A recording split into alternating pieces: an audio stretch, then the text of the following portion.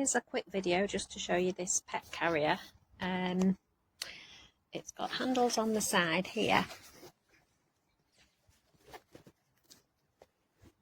so you can clip those into place to make it more comfortable for carrying with the Velcro. The Velcro just wraps around like this, so it will open up on the top here.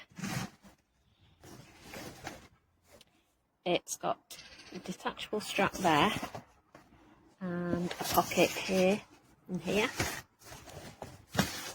and it's also got a handle on the side. As you can see, this is mesh.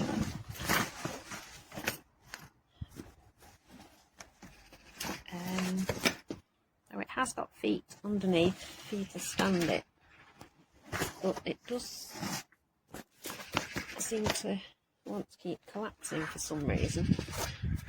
It is stiffened here. There is a metal frame there, and there's like plastic rods here, but it just tends to flop over.